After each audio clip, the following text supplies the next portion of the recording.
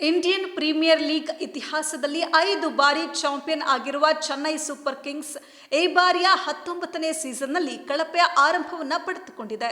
CSK ತನ್ನ ಸೀಸನ್ನ ಆರಂಭಿಕ ಪಂದ್ಯದಲ್ಲೇ Rajasthan Royals ವಿರುದ್ಧ 8 ವಿಕೆಟ್ಗಳ ಹೀನಾಯ ಸೋಲನ್ನು ಅನುಭವಿಸಿತು. ಸಿಎಸ್ಕೆ ಋತುವಿನ ಆರಂಭಿಕ ಪಂದ್ಯಗಳಲ್ಲಿ ಕೆಲವು ಪ್ರಮುಖ ಆಟಗಾರರಿಲ್ಲದೆ ಕಣಕ್ಕಿಳಿತಾ ಇದೆ.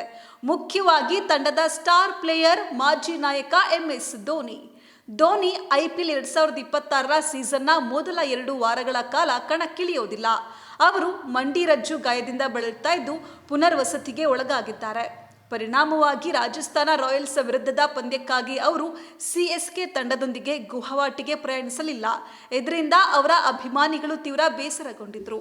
ಆದ್ರೀಗ ಧೋನಿಯ ಫಿಟ್ನೆಸ್ಗೆ ಸಂಬಂಧಪಟ್ಟ ವಿಡಿಯೋ ಹೊರಬಂದಿದೆ. ಇದನ್ನ ಕಂಡು ಸಿಎಸ್ಕೆ ಅಭಿಮಾನಿಗಳು ಫುಲ್ ಖುಷಿಯಾಗಿದ್ದಾರೆ.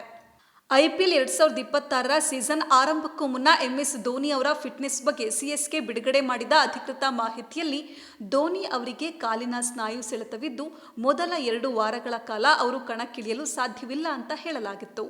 ಧೋನಿ ಅನುಪಸ್ಥಿತಿ ಸಿಎಸ್ಕೆಗೆ ದೊಡ್ಡ ಹೊಡೆತ ಅಂತೇಳಿ ಪರಿಗಣಿಸಲಾಗಿತ್ತು. ಅದು ರಾಜಸ್ಥಾನ ರಾಯಲ್ಸ್ ವಿರುದ್ಧದ ಪಂದ್ಯದಲ್ಲಿ ಕಂಡುಬಂತು ಕೂಡ. ಸಿಎಸ್ಕೆ ಈಗ ತನ್ನ 2ನೇ ಪಂದ್ಯವನ್ನ ಪಂಜಾಬ್ ಕಿಂಗ್ಸ್ ವಿರುದ್ಧ ಏಪ್ರಿಲ್ 3ರಂದು ತನ್ನ ತವರು ಮೈದಾನದಲ್ಲಿ ಆಡಲಿದೆ. ಇದಕ್ಕೂ ಮುನ್ನ ಏಪ್ರಿಲ್ 1ರಂದು ಚಪಾಕ್ ಕ್ರೀಡಾಂಗಣದಲ್ಲಿ ಸಿಎಸ್ಕೆ ಅಭ್ಯಾಸ ನಡೆಸಿತು. ವಿಶೇಷ ಅಂದ್ರೆ ಈ ಪ್ರಾಕ್ಟೀಸ್ ಸೆಷನ್ನಲ್ಲಿ MS ಧೋನಿ ಕೂಡ ಭಾಗವಹಿಸಿ ನೆಟ್ನಲ್ಲಿ ಬ್ಯಾಟಿಂಗ್ ಮಾಡಿದ್ರು. ಅವರು ನೆಟ್ಸ್ಗೆ ಮರಳಿರೋದು ಸಿಎಸ್ಕೆ ಅಭಿಮಾನಿಗಳಿಗೆ ಒಳ್ಳೆಯ ಸುದ್ದಿಯಾಗಿದೆ. ಧೋನಿ ಶೀಘ್ರದಲ್ಲೇ ಸಂಪೂರ್ಣವಾಗಿ ಫಿಟ್ ಆಗಿ ಮೈದಾನಕ್ಕೆ ಮರಳಲು ಸಿದ್ಧರಾಗ್ತಾ ಇದ್ದಾರೆ ಅಂತ ಹೇಳಲಾಗ್ತಾ ಇದೆ. ಕಳೆದ ಕೆಲವು IPL ಋತುಗಳು ಚೆನ್ನೈ ಸೂಪರ್ ಕಿಂಗ್ಸ್ ತಂಡಕ್ಕೆ ನಿರೀಕ್ಷಿತ ಮಟ್ಟದಲ್ಲಿ ಯಶಸ್ಸು ನೀಡಿಲ್ಲ. IPL 2026ರಲ್ಲಿ ಸಿಎಸ್ಕೆ ತನ್ನ ಮುಂದಿನ ಪಂದ್ಯ ಪಂಜಾಬ್ ಕಿಂಗ್ಸ್ ವಿರುದ್ಧ ಆಡಲಿದೆ. ಆದರೆ ಇವರ ವಿರುದ್ಧವೂ ಸಿಎಸ್ಕೆ ತಂಡದ ದಾಖಲೆ ಅದ್ಭುತ ಎಂಬಂತಿಲ್ಲ. ಇಲ್ಲಿಯವರೆಗೆ ಎರಡೂ ತಂಡಗಳ ನಡುವೆ ಒಟ್ಟು 32 ಪಂದ್ಯಗಳು ನಡೆದಿದ್ದು ಸಿಎಸ್ಕೆ 16 ಪಂದ್ಯಗಳಲ್ಲಿ ಗೆದ್ದಿದ್ರೆ ಪಂಜಾಬ್ ಕಿಂಗ್ಸ್ ಕೂಡ 16 ಪಂದ್ಯಗಳಲ್ಲಿ ಗೆದ್ದಿವೆ.